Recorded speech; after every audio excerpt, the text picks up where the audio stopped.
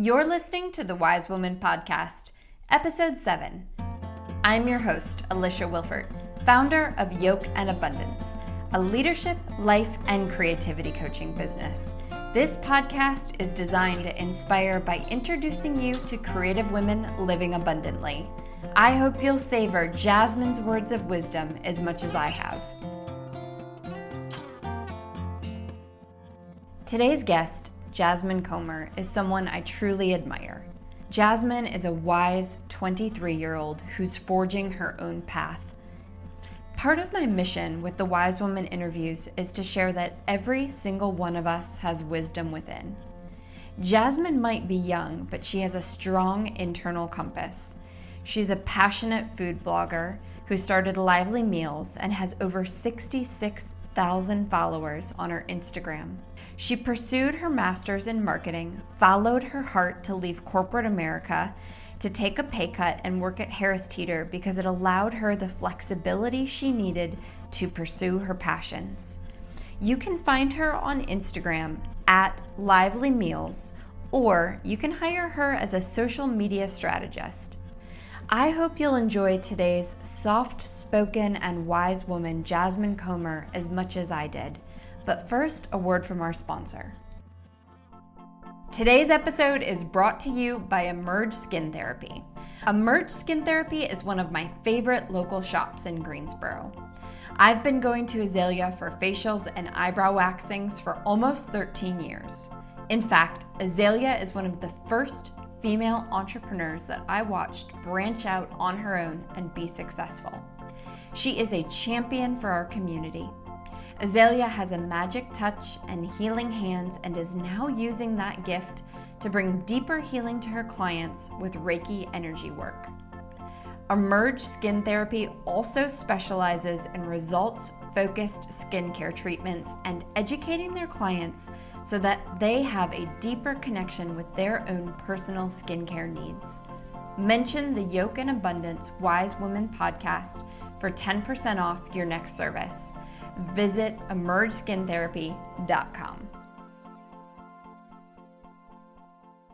Thank you so much for being here today. Thank you for having me. I'm excited about this. I'm really excited that you're here. So we met, it's only been a couple months, right? Like literally 4 months ago or so. Just about, I believe so, yep. Yeah, you came to, I think it was the second Wise Woman Wednesday panel that we had. I think that's right.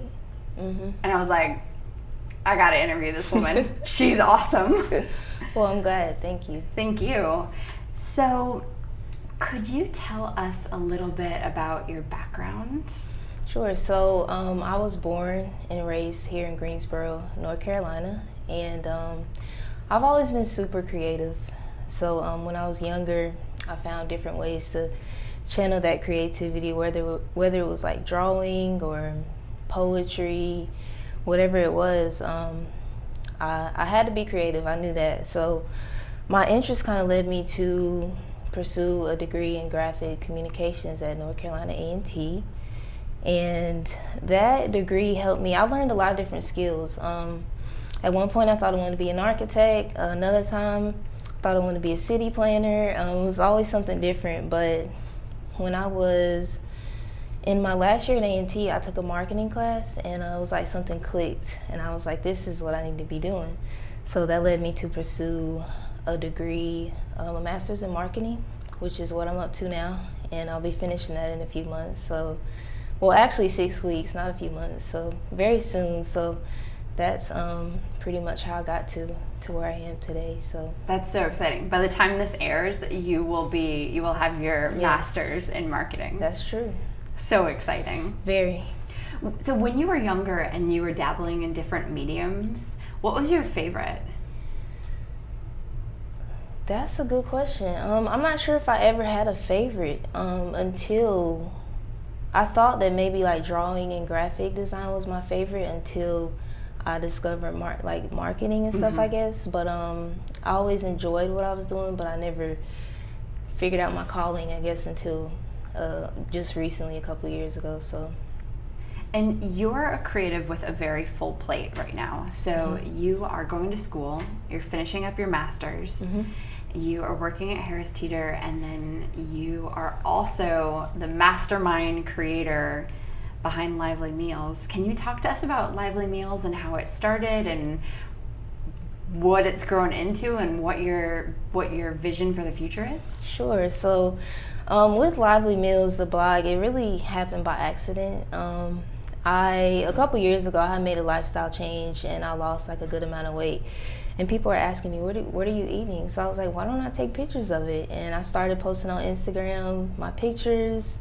I used to take pictures with my kitchen lights. It was actually really bad starting out, but I realized, I was like, okay, there's people out here doing the same thing, but they're food bloggers. So I was like, okay, I got to turn it up a notch. I played with artificial lighting and my food styling. It just kind of evolved over time, and I just fell in love with it, I guess you could say.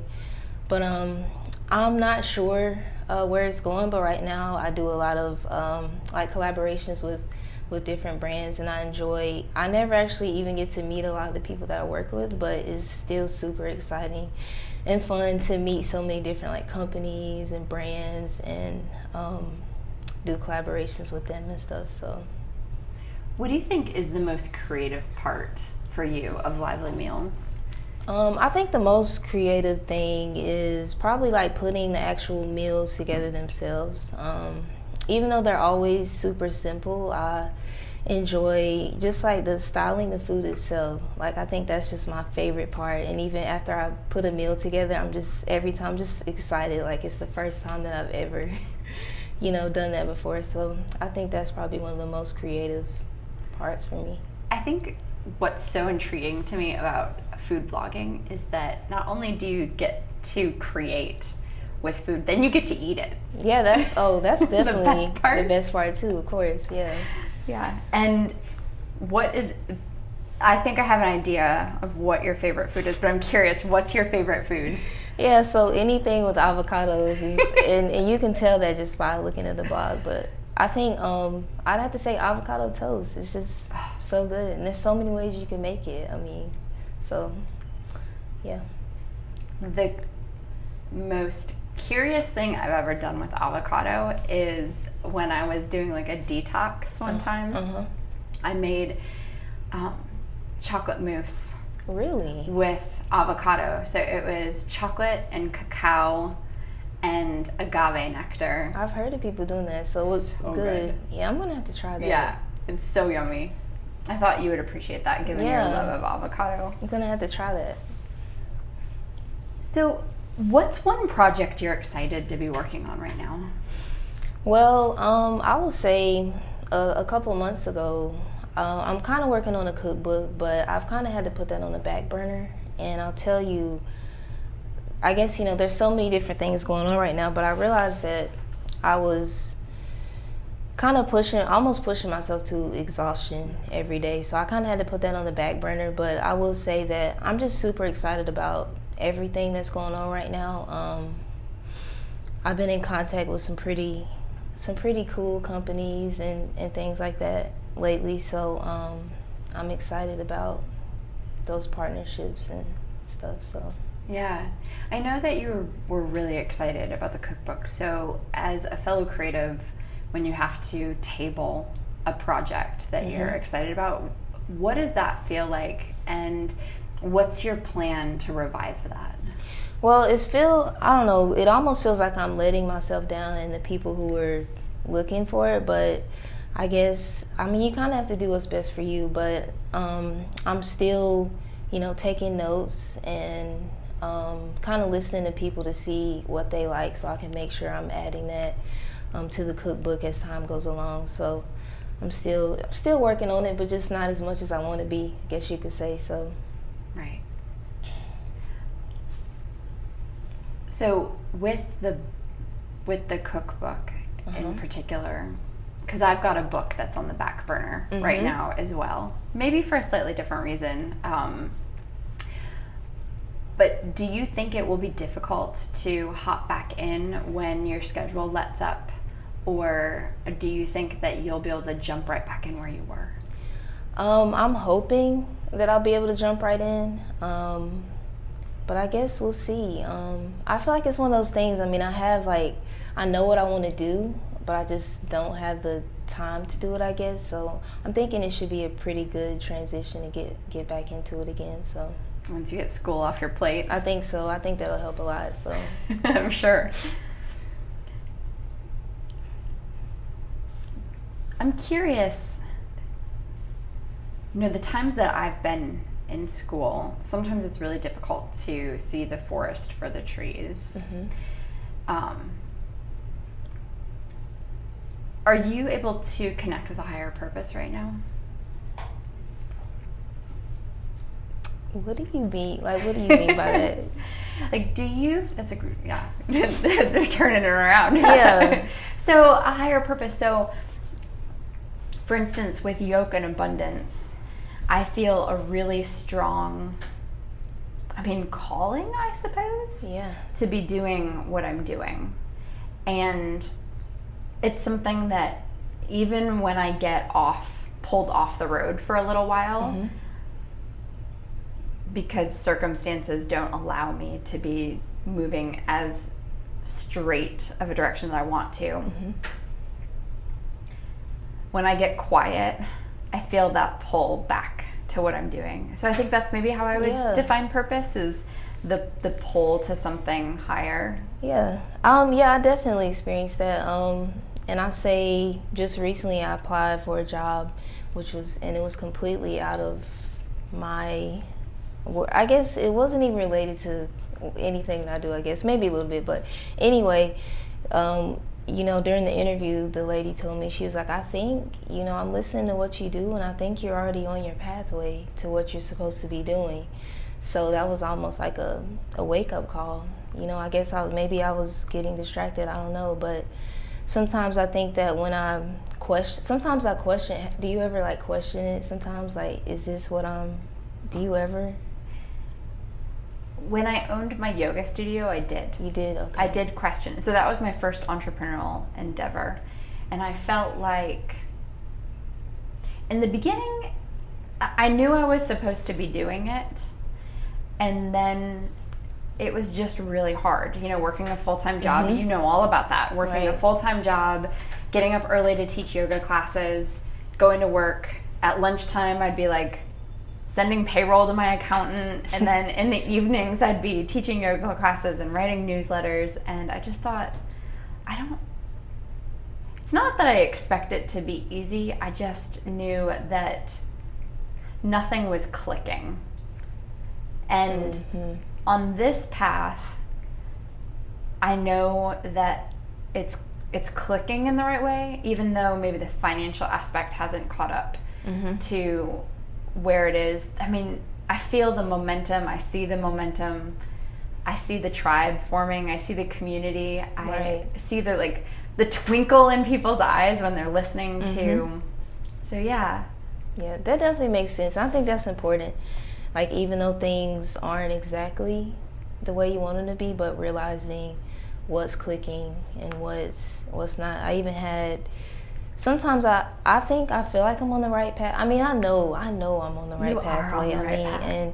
But sometimes when things get a little tough, I'm like, okay, what am I doing? And then I'm reminded because somebody's like, hey, can you help me with my social media or something like I did that. last night.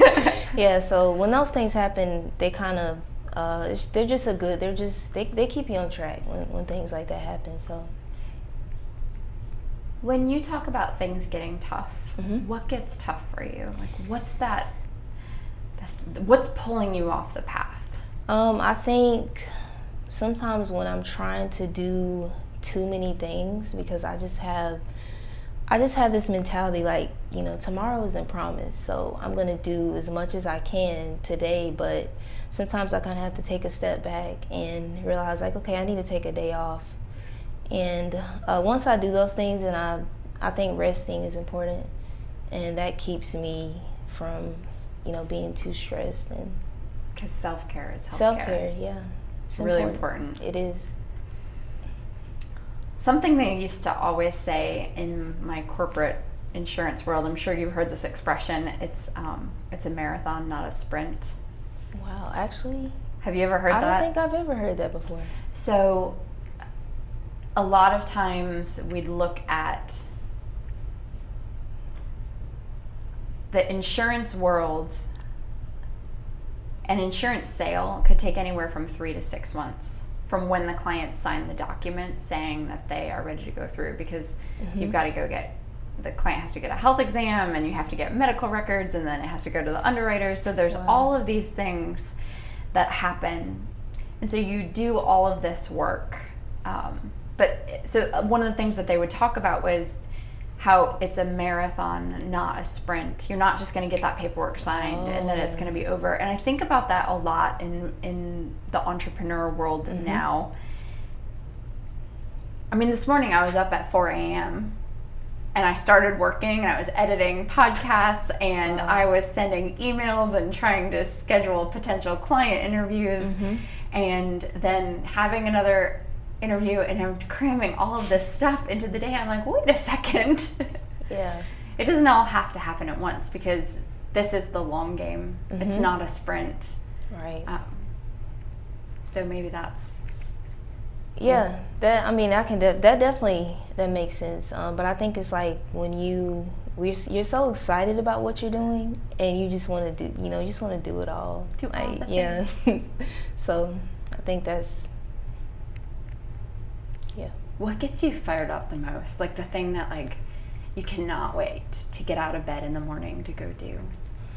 I would say right now it would be just anytime I can get the opportunity to make a meal, like for Lively Meals. That's like one of the first things I think about when I wake up in the morning. What am I gonna cook today? Because it's just, I love it that much. So I'm curious, breakfast bowls are a trend right now. And I'm seeing lots of really awesome Instagrammers that are posting really fun bowls. I'm kind of obsessed right now. Do you have a favorite breakfast bowl? I wouldn't, you know what, I would say I used to eat a lot of like oatmeal bowls, and I like to have them with some, most of the time, like some berries and maybe some type of nut butter. But I guess like now that it's getting warmer, I don't crave the oatmeal as much, but yeah. I love berry bowls. Yeah. Maybe some yogurt. Yeah. It's chia good. seeds and strawberries. I think so, yeah. I think now that it's warmer, I'll probably move more towards like yogurt bowls and those types of things. So sounds delicious. It does. Maybe a breakfast bowl for dinner tonight. Hey, breakfast anytime.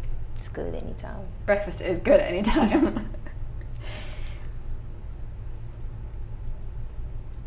Is there something you've done recently that's been scary and taken a lot of courage, but you're glad you've done?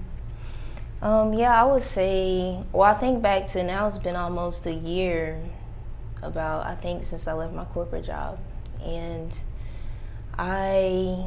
it took a lot of courage because I had no idea what I was going to be doing or what was really going to happen. And then Lively Meals was still a baby. I mean, it's still a baby, maybe a toddler now, but I mean, it was a baby then, and I had no idea what was going to happen, but I knew that I got to the point where I was like, I can't do this anymore. So I had to leave, and I went to Harris Teeter, and I guess some people would look at that as like maybe taking a step backwards, because I took a pay cut and those types of things. But for me, it was like after I made that decision, it was like doors just started opening. The blog started growing, and it's like things just started happening. So I really felt like I made the right decision, and things have really just been moving forward since then. So can't say that I have any regrets about it. So you asked me last night when we were talking about something about how do you get to the point, or how do you know when it's time to quit, to do the thing? Right. How did you know when it was time to quit your corporate job? It was almost like I felt like I was just pulled in that direction. I mean, I had gotten to the point, I told you yesterday, one day I was at work and I called my dad almost in tears. I was like, I can't take this anymore. And at that point, I just felt like I couldn't do that anymore. So. And when you couldn't take it, is it just that, was there something specific going on, or was it a stifling of creativity? What was the thing that was needling at you the most, if you're comfortable sharing? Yeah, well, I think for me, it was like I was in an environment where I couldn't be creative, and there were just too many restrictions, and I don't feel like I can thrive in that type of environment. So it got to the point where I couldn't. I can't do this anymore. So, because I have to be creative. Is creativity a core value for you? It is, definitely is. Yeah, it's one of mine too, and it's one of those things where I don't think I realized that I was a creative being I don't think I would have owned it until maybe 6 years ago or so. Wow. And looking back now, I think it was only the fact that I hadn't acknowledged my creativity that I lasted as long as I did in corporate America, because I think that if I had owned that value sooner, I would have had to have left sooner. Definitely. I could see that. I'm so impressed, because you're a bit younger than me, and so I'm so impressed with you that you are so in touch with that core value and already so far along the path of saying, I am going to follow what I want. And through some conversations that you and I have already had, I know that you're not quite where you want to be, but you're taking those baby steps to get you to where you want to be. Yeah. What's your favorite baby step? Wow. It's a good question.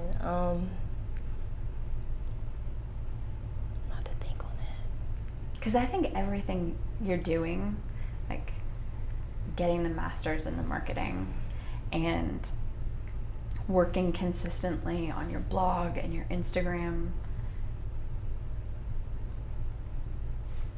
given that you're also working full-time, I just find that so forward. And so it's really, I find it really inspiring.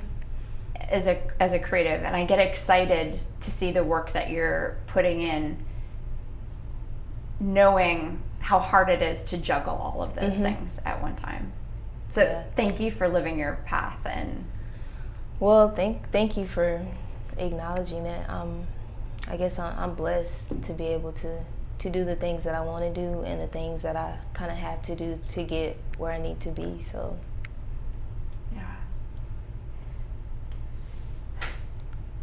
if you could sit yourself down as a high schooler or just out of college, what advice would you give little Jasmine? Well, I would tell myself not to compare the journey to anyone else's, because I found myself, even like during my last year of undergrad, I just felt a lot of pressure. Like my professors would ask me, what are your plans after school? You know, I didn't have any plans, but so I took it upon myself to make sure I had interviews lined up, and you know, I jumped into a job without thinking about it. And I would just tell myself to trust the journey and don't compare it to anyone else's. Don't rush it, because things happen when they're supposed to, and your journey is just not going to look like anyone else's, and that's okay.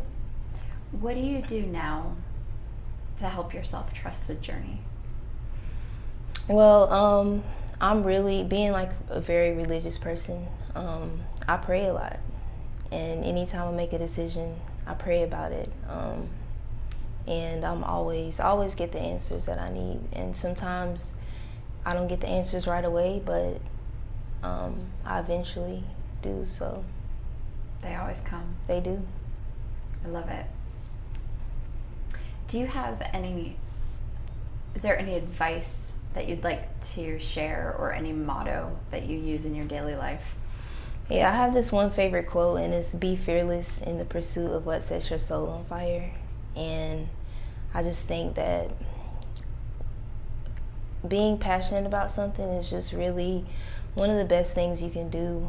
And it's not something that I guess that people figure out. I mean, people figure out their callings at different times in life, but I think the important thing is to immerse yourself in as many things as possible, because that's the only way you'll figure out what it is that you need to be doing. So I think having the courage to, I guess, try different things is important. So yeah. So when there's something you want and you're afraid, how do you become fearless to move forward? Well, I would say even a couple of months ago, I would just jump straight into it. But now I've been doing more, I guess, thinking more before making decisions. And now that I kind of know what my core values are, I kind of think, okay, does this align with what I want to do and where I want to be? And then that makes the decision-making process, I guess, a lot easier. So. Thanks for the core value plug. Of course. As a creative, I know that most of us have experienced that, where we just have to do something. Mm-hmm. What keeps you creating when you don't feel like it? How do you get your mojo back? For me, it's really just taking breaks, taking time to unplug. And some days I just literally do nothing. And I wouldn't say I watch a lot of TV, but one of my favorite shows is, gosh, how do I forget the name of it? Special Victims. What is that? SVU. Gosh, I can't even think of what. Yeah, like Is it like a cop show? Law and Order. Okay. Gosh, I can think of Law and Order. That's sad. Law and Order Special Victims Unit. But I'll sit there, I'll watch that all day, and it's just like, it's good to kind of get your mind off things.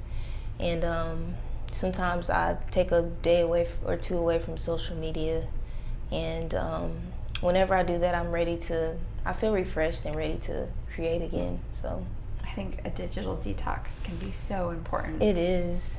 As tough as it is, it's important. Absolutely.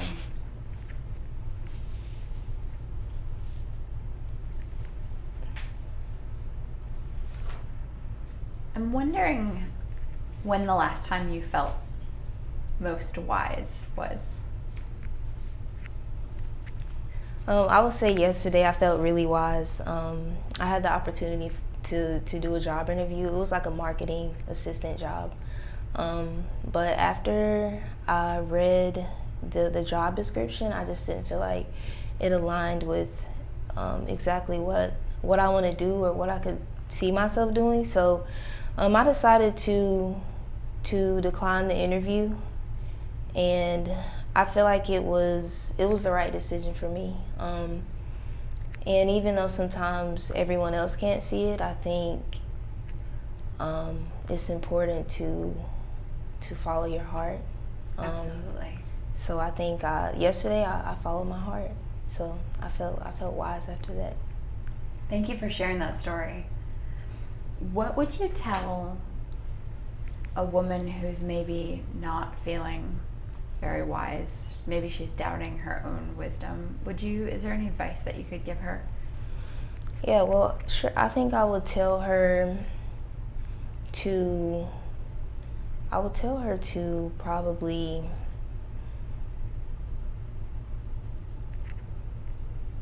look within herself.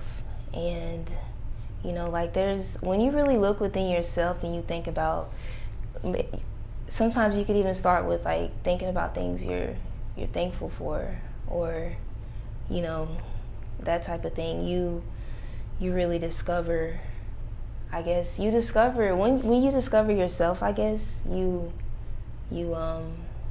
realize that you're wiser than you think you are. Absolutely. I think that's great. Yeah. Do you have a favorite yoga pose? A couple months ago, I thought, well, let me say this. I'm fairly new to yoga, and I'm actually really bad at it, but You can't be bad at yoga. Let me just time out.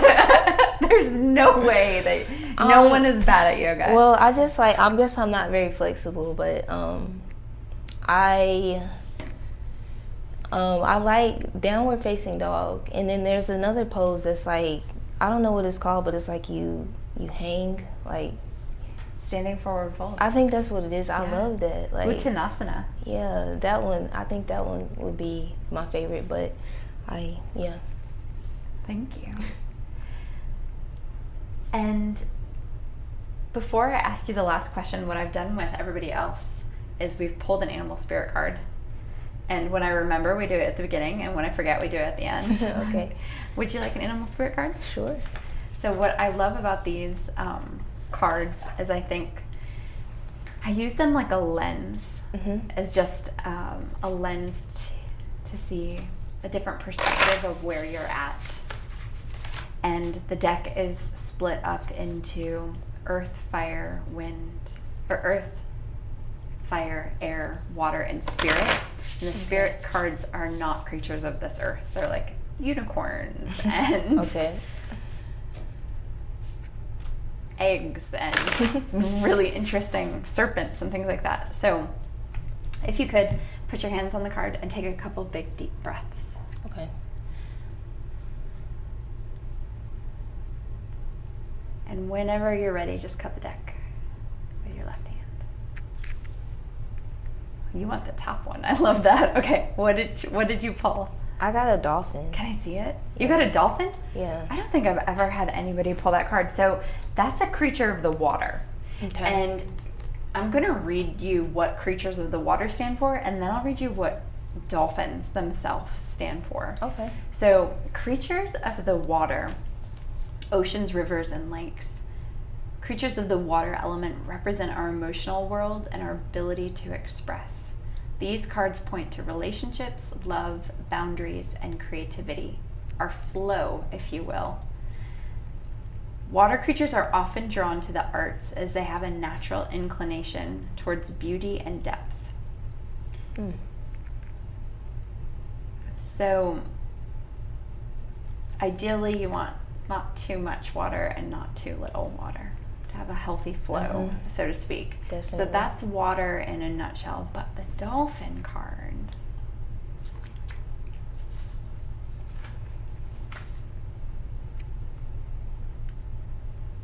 okay, I've had people pull this. It's just been a while. Innately intelligent, healer, light, blessings. The gift of the dolphin are beyond what our human minds can grasp. Dolphin personalities are often drawn to the healing arts, as they are sensitive to the subtle and enjoy working on the level of spirit. It is easy for dolphin types to underestimate the impact they make in the world. These creatures play an important role in the wheel of karma, that coming in contact with a dolphin type will change the entire course of your day, and thus your life. This card can also indicate a profound blessing is on the way. Oh. When in balance, active healer, strong spiritual practice. When out of balance, underestimates own power. To bring into balance, like-minded spirits. Wow. How does that land for you? That was like almost like perfect. Like, I think that's crazy, but I like it though. Yeah, that seems like the energy that's happening, doesn't it? Yeah, it does. It really does. Wow. So maybe you got a blessing on the way too then. I hope so. We always have blessings on the way, don't we? Every day. Every day is a blessing, yep. I agree. That's true. So on that note, that every day is a blessing, how do you live a life of abundance?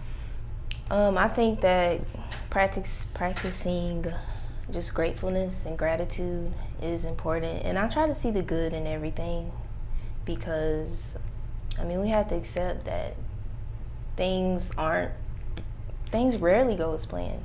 So it's kind of important to, roll with the punches, see the good in it, and do the best with what you have. So. Absolutely. Jasmine, thank you so much for being on my podcast. Thank you for having me. It's such a pleasure. Appreciate it. I hope you were inspired by Jasmine's words of wisdom. If you've enjoyed this podcast, head over to iTunes, give us a review, and remember, sharing is caring. So please share this podcast with a friend so we can keep bringing wise words your way. Check out our website, yokeandabundance.com, for more words of wisdom, creativity tips, and information about my group and individual coaching programs. Now, tell us about your wise moments from this week. When did you feel most wise? Tag us on Instagram with your wise moment from the week for a chance to have your wise words shared on this podcast. Use the hashtag #IamWise and hashtag #YokeandAbundance. Alyssa McKim at moonlit_adventures had this to say: "When I allowed myself to reach out, the support I received reminded me of my inner wisdom." Thanks so much for sharing, Alyssa. A huge thank you to our sponsor, Emerge Skin Therapy, and our editor and producer, Ira Sterling at Julia Sound Recordings. Remember, every one of us has wisdom within. Keep sharing your words of wisdom because you never know who you'll inspire.